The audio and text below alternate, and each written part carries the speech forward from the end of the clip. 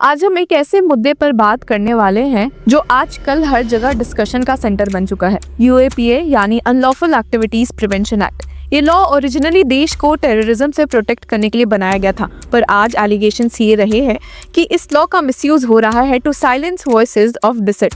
और जब देश की हाईएस्ट लीगल अथॉरिटीज भी इस बात को क्वेश्चन करने लगती है, तब समझना जरूरी हो जाता है कि प्रॉब्लम कितनी डीप है। इस वीक लोकसभा में एक डेटा ऐसा टेबल हुआ जिसने सबको चौंका दिया। तो क्या है ये डेटा और इसकी टाइमिंग आखिर इतनी सेंसिटिव क्यों हो गई है, कंसिडरिंग कि सुप्रीम कोर्ट में ऑलरेडी उमर खालिद, शर्जिल इमाम के केसेस चल रहे हैं। इस वीडियो में समझने की कोशिश करते हैं। यूनियन होम मिनिस्ट्री के डेटा के हिसाब से 2019 से 2023 के बीच टोटल 10,440 लोगों को यूएपीए के अंदर अरेस्ट किया गया, लेकिन सिर्फ 335 लोगों की कन्विक्शन हुई। जी हाँ, आपने सही सुना। अब सोचिए जरा, 10,440 arrest versus only 335 convictions. Percentage देखें तो कन्विक्शन रेट रफली अराउंड 3% से भी कम है। मतलब बाकी 97% लोग या तो जेल में ट्रायल का वेट कर रहे हैं या फिर एक्यूजेशन प्रूव ही नहीं हो पाए। अब ये data minister of state for home affairs Nityanand Rai ने लोकसभा में एक रिटन रिप्लाई के थ्रू दिया, जब कांग्रेस एमपी शाफी परामबिल ने इस मैटर पर क्वेश्चन रेज किया during the ongoing winter session. Data NCRB National Crime Records Bureau के annual publication Crime in India से कंपाइल किया गया है। लेकिन एक और शॉकिंग बात ये थी कि गवर्नमेंट ने क्लैरिफाई किया कि data pertaining to the list of persons currently in prisons charged under UAPA is not available state wise. मतलब स्टेट वाइज ये भी क्लियर नहीं कि कितने लोग अभी भी अंडर ट्रायल है। नंबर्स और इंटरेस्टिंग बन जाते हैं when we look state wise. अब जम्मू और कश्मीर में सबसे ज्यादा अरेस्ट हुए 3,662, लेकिन कन्विक्शन नंबर देखो तो सिर्फ 23। मतलब थाउजेंड्स लोगों को पकड़ा गया, पर एविडेंस सिर्फ 23 केसेस में प्रूव हो पाए। ये स्टैट्स रेज करते हैं एक ह्यूज क्वेश्चन कि बाकी हजारों लोगों ने क्या गलती की, वो साल जेल में किस बेसिस पर बिता रहे हैं, क्या अरेस्ट करना ऑब्जेक्टिव था या कन्विक्शन। दूसरे नंबर पर उत्तर प्रदेश, जहां 2,805 अरेस्ट हुए हैं और 222 कन्विक्शंस हुई। ये इंडिया में हाईएस्ट कन्विक्शन फिगर है for this period. Assam, Manipur और झारखंड भी अरेस्ट के मैटर में हाई रैंकिंग स्टेट्स है, लेकिन कन्विक्शन स्टैट्स फिर वही सेम स्टोरी रिपीट करते हुए दिखे हैं। अब सवाल उठता है कि कन्विक्शन रेट इतना लो क्यों है। गवर्नमेंट का डिफेंस ये होता है कि यूएपीए एक प्रिवेंटिव लॉ है जिसमें इन्वेस्टिगेशन कॉम्प्लेक्स होता है और टाइम लगता है, सो बेल स्ट्रिक्ट होनी चाहिए। पर अपोजिशन और सिविल राइट्स ग्रुप्स का एक क्लियर आर्गुमेंट है कि preventive does not mean pre punishment. अगर किसी को सालों तक ट्रायल के बिना जेल में रखा जाए तो what kind of justice is that. अब यही सवाल इंटरेस्टिंगली सुप्रीम कोर्ट में जस्टिसेस अरविंद कुमार और एनवी अंजारिया के सामने सीनियर एडवोकेट अभिषेक मनु सिंघवी ने रेस किया था, जो कि शर्जिल इमाम की ओर से मौजूद थे। उन्होंने कहा कि जब कोई पर्सन बिना कन्विक्शन के सालों तक जेल में है तो भला ये फेयर कैसे है। He had stated that there's no end to the trial in sight. The High Court keeps repeating that it's a serious offense, and the ideas that a hurried trial would harm both sides, this is a misplaced concern for the petitioner. This situation makes a caricature of our criminal justice system. No one should be punished like this without a conviction. This is pre-trial punishment. अब जुलाई में parliament में ministry ने एक और statement दिया था।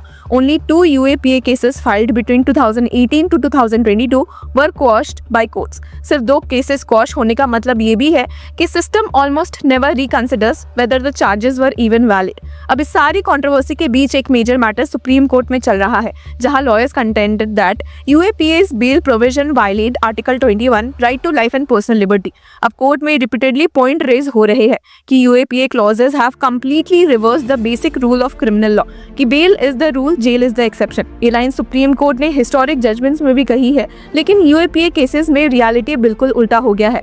As lawyers argue before the bench कि under UAPA jail becomes the rule and bail becomes nearly impossible। Court ने एक हियरिंग में ऑब्जर्व भी किया था कि if guilt has to be proved before trial begins, then bail becomes meaningless। ये line clearly indicate करती है कि जुडिशरी भी शॉक्ड है कि बेल स्टैंडर्ड्स इतने एक्सट्रीम हो चुके हैं कि प्रूफ डिमांड किया जा रहा है इवन बिफोर ट्रायल बिगिंस। और ये प्रॉब्लम सिर्फ थ्योरी की नहीं है, रियल लाइफ एग्जांपल्स इस चीज को क्रिस्टल क्लियर बना देते हैं। 2019 से 2023 के बीच कुछ हाई प्रोफाइल अरेस्ट ने इस लॉ के मिसयूज पर मैसिव डिबेट्स क्रिएट की थी। सिद्दीकी कपान जर्नलिस्ट अक्टूबर 2020 में अरेस्ट हुआ जब वो हाथरस केस कवर करने जा रहा था। फरवरी 2023 में रिलीज हुआ after over 2 years in jail, while trial almost non existent था। तो क्या ये पनिशमेंट पहले और ट्रायल बाद में वाला सिस्टम नहीं लगता? Khurram Parvez well known human rights activist 2021 से कस्टडी में है। यासिन मलिक सेपरेटिस्ट लीडर 2022 में arrest. Irfan Mehraj Kashmiri journalist March 2023 में अरेस्ट। और परहैप्स इंडिया का सबसे heart breaking case father Stan Swamy 84 year old tribal rights activist. October 2020 में अरेस्ट, बेल रिपीटेडली डिनाई की गई। उनकी मेडिकल कंडीशन एक्सट्रीमली फ्रेजाइल थी। He asked for a sipper because of Parkinson's disease, जो initially deny कर दिया गया था, जिसके बाद he died in prison in July 2021। Court ने बाद में कहा भी कि his case deserved immediate consideration but it was too late. और सुप्रीम कोर्ट के सीनियर एडवोकेट्स ने तब कहा भी था कि the process itself has become the punishment. अब इस स्टेटमेंट ने पूरे देश को झटका दिया था, बिकॉज अगर ट्रायल कंप्लीट होने के पहले ही एक इंसान कोर्ट रूम्स का वेट करते करते मर जाए तो फिर कन्विक्शन का क्या मतलब? अब क्रिटिक्स का आर्ग्यूमेंट स्ट्रॉन्ग है कि UAPA is no longer just a law against terrorism, it has become a tool to stifle dissent. Journalist, students, tribal workers, academics, सभी पर इस एक्ट का यूज हुआ है। और जब 2019 अमेंडमेंट पास हुई तब सबसे बड़ा कंसर्न ये था कि government can now label any individual as a terrorist without due process. मतलब एक नोटिफिकेशन के थ्रू एक पर्सन टेररिस्ट डिक्लेयर हो सकता है without trial, without evidence being tested in court. अब ये क्वेश्चन इनएविटेबल हो गए हैं कि is the law being used to protect India और to protect the government from criticism? When 10,440 people are arrested, but only 335 proved guilty, did the remaining 10,000 actually commit terrorism, or were they punished for speaking? If voices are silenced before trials, then what remains of democracy? अब democracy तब sustain होती है when power is questioned, जब state के पास unlimited power हो और accountability zero, तब destruction of freedom begins. और इसीलिए जो केस सुप्रीम कोर्ट में चल रहा है वो सिर्फ एक लीगल मैटर नहीं, ये देश के डेमोक्रेटिक आइडेंटिटी का टेस्ट बन गया है।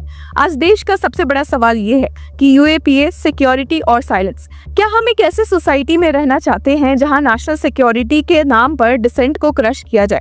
अगर कल कोई जर्नलिस्ट एक अनकंफर्टेबल ट्रुथ बोल दे, या कोई स्टूडेंट प्रोटेस्ट कर दे, या कोई एक्टिविस्ट राइट्स की बात करे और उन्हें टेररिस्ट डिक्लेयर करके जेल भेज दिया जाए विदाउट ट्रायल, तो क्या ये इंडिया के कॉन्स्टिट्यूशन के स्पिरिट के साथ अलाइन करता है? आखिर में एक बात याद रखनी चाहिए कि democracy dies not in darkness but in silence. तो व्यूअर्स, इस पूरे मुद्दे पर आपकी क्या राय है? Do let us know in the comment section. Until then, keep following Law Chakra.